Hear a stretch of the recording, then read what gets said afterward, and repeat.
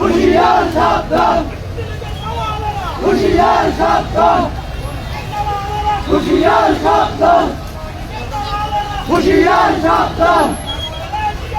দিয়া আছে বাংলায় ডাইরেক্ট অ্যাকশন,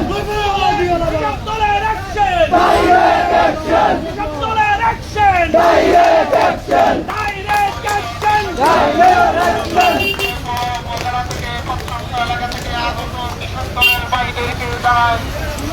সংগ্রামী শুভেচ্ছা ও সালাম।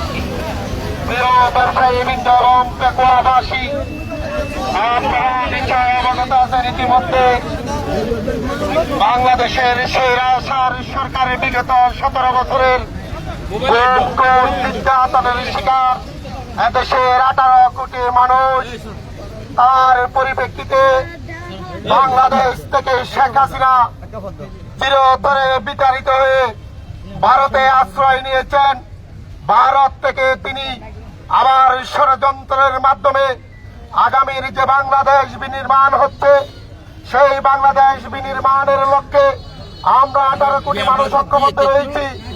আর সেই ষড়যন্ত্রের ফলশ্রুতিতে আগামী 13 তারিখ আওয়ামী লীগ যে লকডাউন ঘোষণা করেছেন, তার প্রতিহত করার জন্য, তাকে ধিক্কার জানানোর জন্য আমরা পেকুয়া উপজেলা কৃষক দল আজকে আমরা মিছিল করেছি। আগামী 13 তারিখ পেকুয়া উপজেলা কৃষক দল মাঠে থাকবে, যাতে স্বৈরাচার আবার এদেশে যাতে পুনরুত্থান না হয়।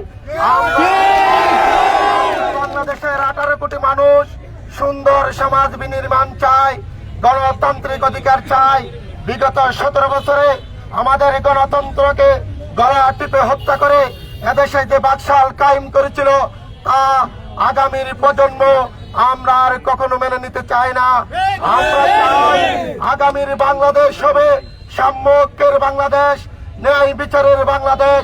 সেই বাংলাদেশ প্রতিষ্ঠার লক্ষ্যে এই পেকুয়ার কৃতি সন্তান, বাংলাদেশের অবিসম্বাদিত নেতা, বর্ষিয়ান রাজনীতিবিদ, সাবেক সফল মন্ত্রী জনাব আলহাজ সালাউদ্দিন আহমেদ ইতিমধ্যে বাংলাদেশের সমস্ত 18 কোটি মানুষকে ঐক্যবদ্ধ করে যে ডাক দিয়েছে সাম্যক ন্যায়ের বাংলাদেশ প্রতিষ্ঠার লক্ষ্যে, সেই ডাকে আমরা পেকুয়া উপজেলা কৃষক দল আজকে একত্রিত হয়ে আমরা মিছিল করেছি।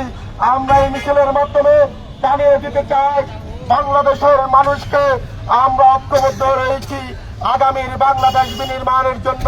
প্রাণপ্রিয় নেতা আলহাজ সালাউদ্দিন আমাদের হাতকে শক্তিশালী করে তথা আগামীর বাংলাদেশের যে অগ্রনায়ক জনাব তারেক রহমান এবং আপসহীন দেশনেত্রী বেগম খালেদা জিয়ার নেতৃত্বে এই বাংলাদেশের মানুষ ঐক্যবদ্ধ রয়েছে। এই ঐক্যবদ্ধের মাধ্যমে আমরা কখনো এই ফ্যাসিবাদকে এই বাংলাদেশে আর জায়গা করে দিতে চাই না। উপস্থিতি, আপনাদেরকে মনে রাখতে হবে বিগত 17 বছরের যে ইতিহাস, সেই ইতিহাস এদেশের মানুষ বলে যায় নাই। সেই ইতিহাসকে সামনে রেখে আমরা কখনো আমাদের গণতান্ত্রিক অধিকারকে কুলঙ্কিত করতে দিতে পারি না।